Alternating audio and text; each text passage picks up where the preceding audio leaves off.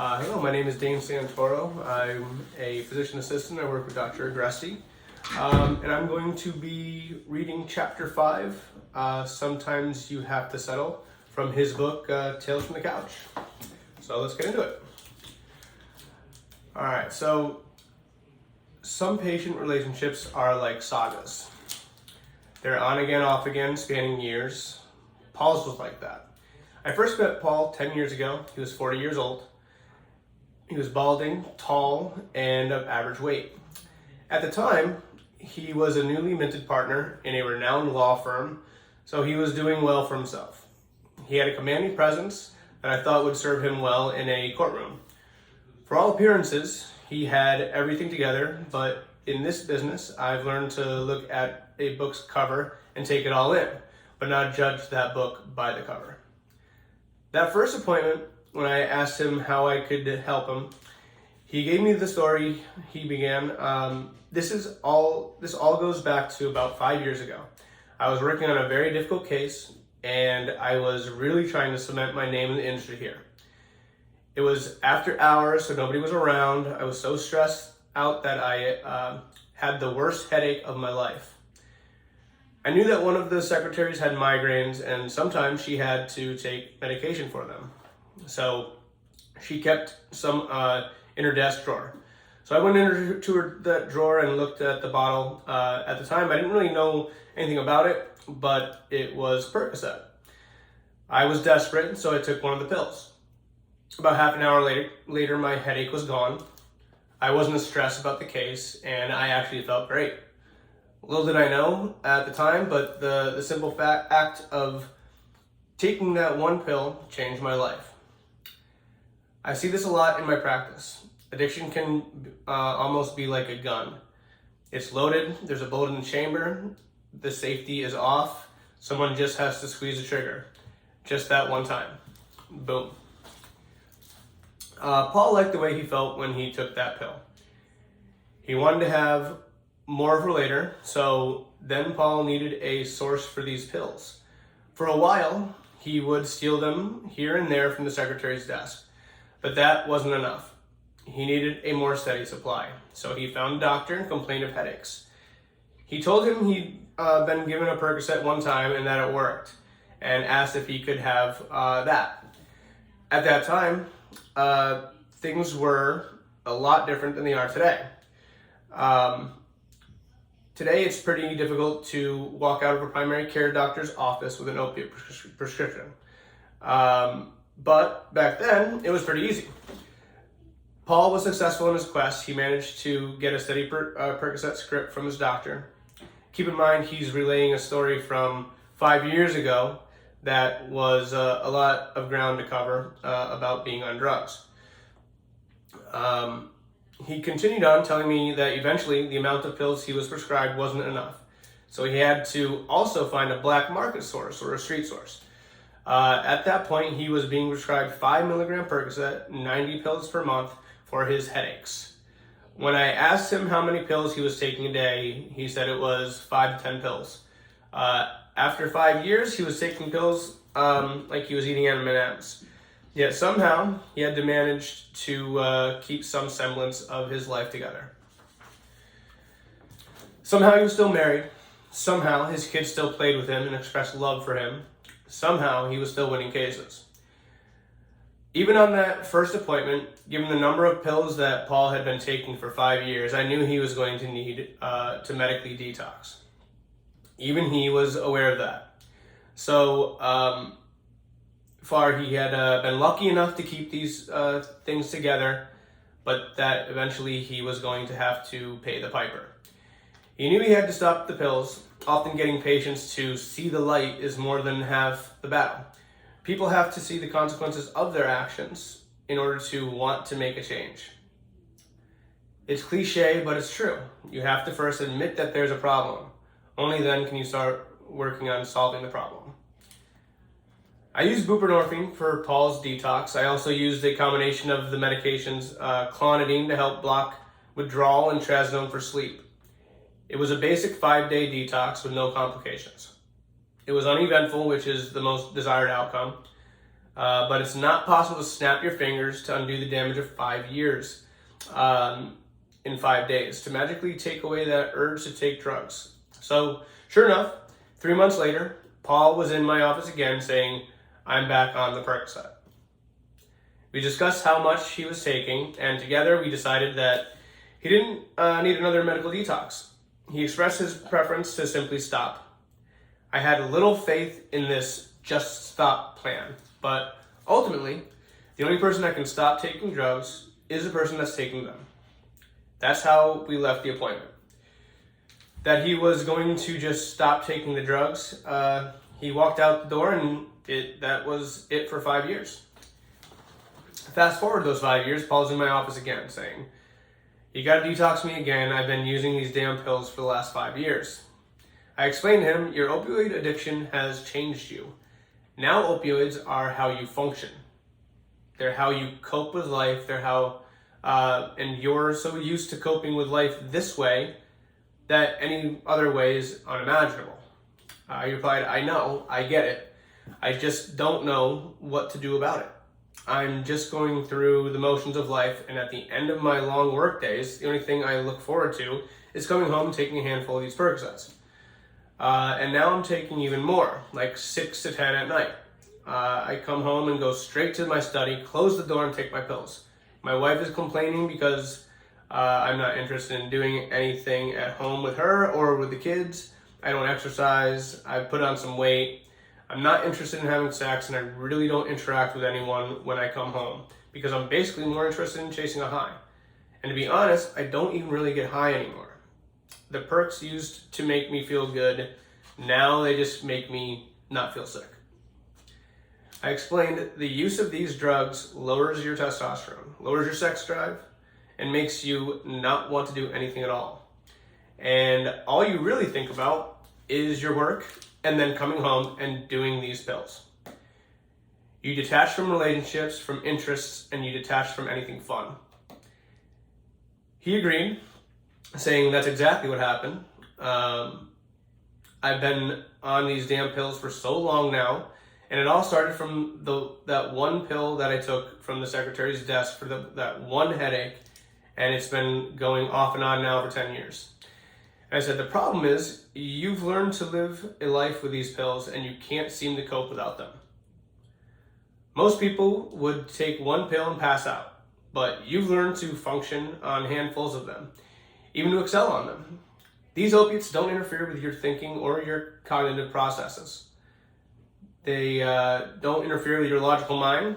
They really have no long-term side effects in terms of harming your mind like alcohol, cocaine, and benzodiazepines, which can cause permanent damage.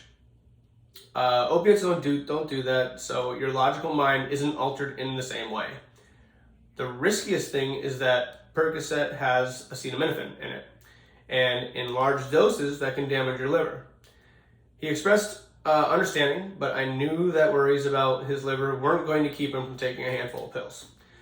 With all this discussed, I detoxed him again. Second verse, same as the first. He'd been a patient on and off for 20 years, and this was his third detox with me, and the second medical detox requiring medication, specifically buprenorphine. He had taken that first Percocet at age 30, and now a 50-year-old man taking pills again. I asked him quite frankly, Paul, what are we going to do? This isn't working. When I asked how much he was using, he admitted that he was now taking Roxicodone, which is 30 milligrams, much stronger than the Percocet, and that he was taking 5 to 10 of those a day. He said that if he didn't take them, he got sick. This is an important distinction. He didn't even want the pills anymore. He needed them now. He had a very serious habit, but was still able to somehow maintain his work and home lives, even if they weren't ideal. He admitted that he wasn't really involved with his wife or his children or friends, and that his whole life was about taking those pills, and so he didn't get sick.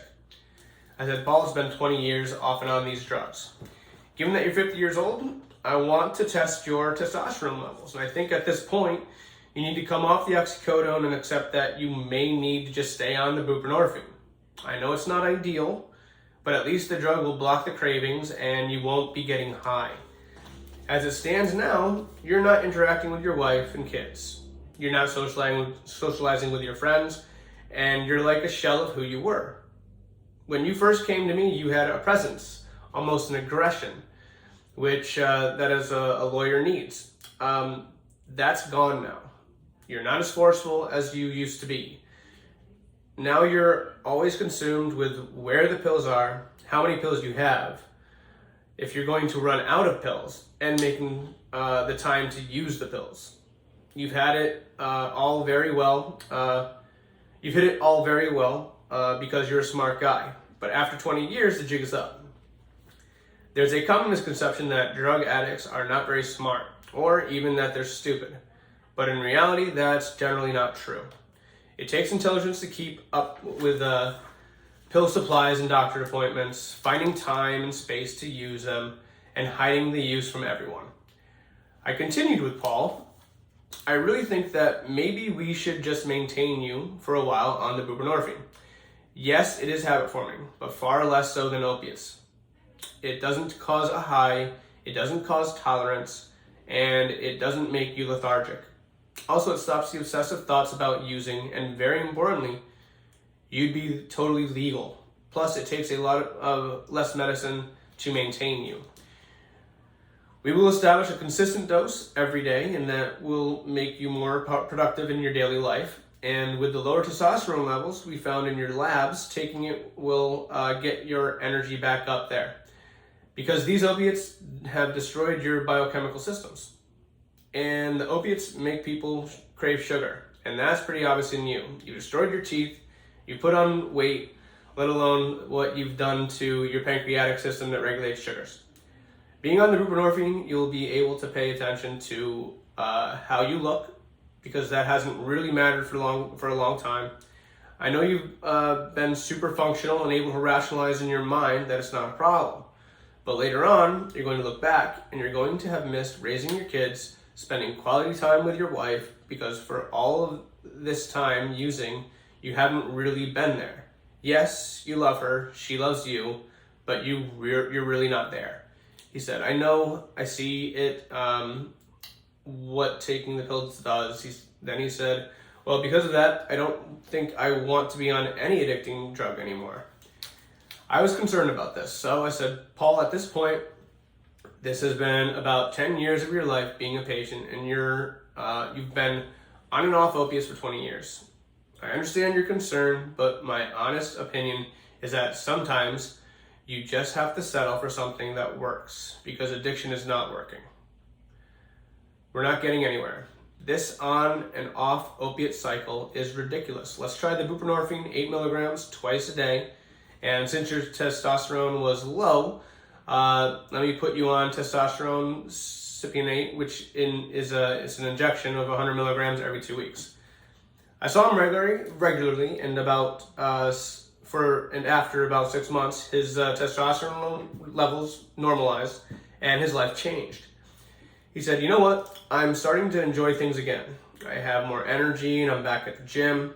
I even feel that aggression as a lawyer again, that fire in my belly. Colleagues haven't even noticed it. And believe it or not, I'm working less, but getting more done.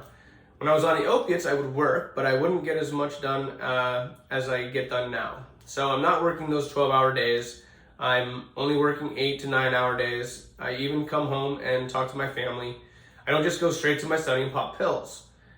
I take the buprenorphine in the morning and afternoon, and I don't even think about taking it. But I do know that I don't crave the opiates, and I definitely don't seek them out. To this I said, this all sounds positive. We've got you in a functional state of mind, and you're not in that opiate trance anymore. Before, life revolved around opiates only. They robbed you of your soul. You weren't animated or lively. You didn't look like you really even wanted to live.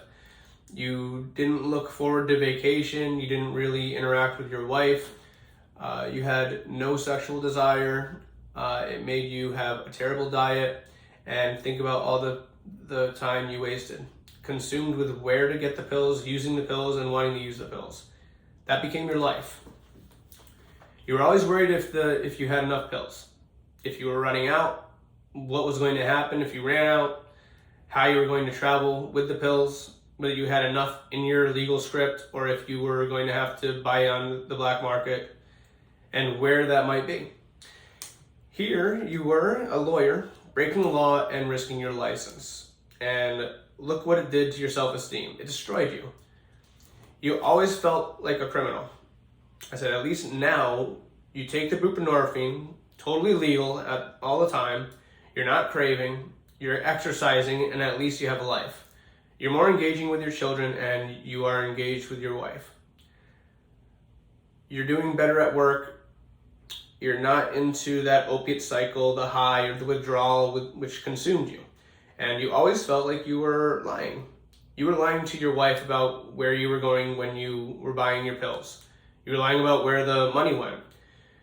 You were lying by always saying you were feeling sick when you ran out, always coming up with these imaginary mystery illnesses, always telling your wife you were tired and needed to sleep when you were just getting high.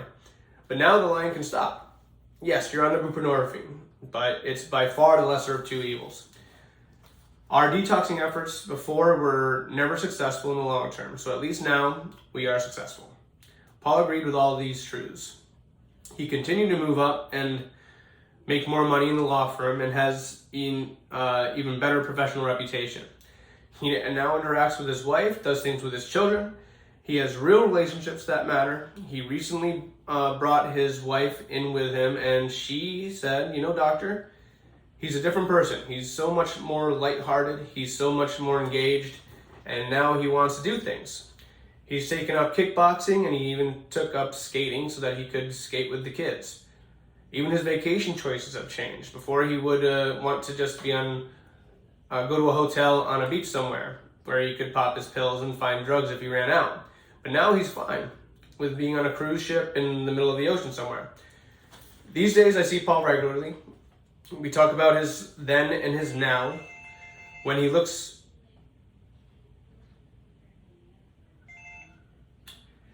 back on at his opiate life, he sees that the drugs made him depressed and they turned him into a liar. Someone only consumed with getting drugs and using drugs. When he stopped the drugs, he stopped lying. He stopped lying to himself and he stopped lying to everyone around him. He also stopped medicating away his feelings. He started dealing with his feelings. And he started processing what it was like to be happy and what it was like to be sad. He also started dealing with real life issues in terms of work and problem solving in life. For instance, when he caught his son using marijuana, he dealt with it. Whereas before, he would just take more pills. When he had a partner embezzling money from him, he handled it appropriately, where before he would have just used more pills. When the relationship with his wife was rocky for some reason, he would make it a point to discuss it instead of just taking more pills. When his mother died, he never grieved it. He just took more pills, but now he's dealing with it. Now he looks forward to things, but when he was on opiates, he was numb. Nothing was fun, nothing was sad, nothing was funny, nothing was miserable, everything just was. The drugs just made him numb to all of life's feelings and experiences. When I see him, we talk about the importance of the buprenorphine and make sure he's taking it, because for some reason dropping below 4 milligrams in patients makes them crave again and really sets them back. And that can be a recipe for disaster. I've really drilled that into Paul's head that it would be terrible to go backwards at this point. And I think he's seeing that the positive side to being off drugs and is willing to do what it takes to keep up with that. I'm happy to say that Paul now has developed a whole new set of interests, and when he comes in, it's not always about his huge catastrophe or depressing session. He likes to talk about how, I have a life. I wish I didn't have to take the buprenorphine, but this is so much better than where I was. I feel like I'll have to come off it at some point, but I know you'll be there to walk me through it. And he's right. I will be there to walk him through it when the time comes. Determining that time is difficult and different with every patient. The goal of buprenorphine is to allow a patient to establish a healthy lifestyle without engaging in addict behaviors. The time comes when a patient has the self-confidence to make a stand and say, I'm coming off no matter what. And coming off of buprenorphine is not a walk in the park. People can experience fatigue and malaise for 6 to 8 weeks after stopping. It's an unpleasant experience, but not nearly like coming off of opiates. But Paul's time to stop is not now, and Paul's now is so much better than it was on opiates. Is taking daily buprenorphine ideal? No, it's not. But there are just some cases where you have to choose between the lesser of two evils. Paul's case was like that. In the end, the choice of the daily buprenorphine made such a positive, dramatic difference. The word settle has such a negative connotation, but really, it just means exploring options and deciding on which is better. For Paul, settling was definitely a positive thing, and he now leads a much happier, settled life. All right, that was chapter 5 of Dr. Agresti's Tales from the Couch. Thank you for listening.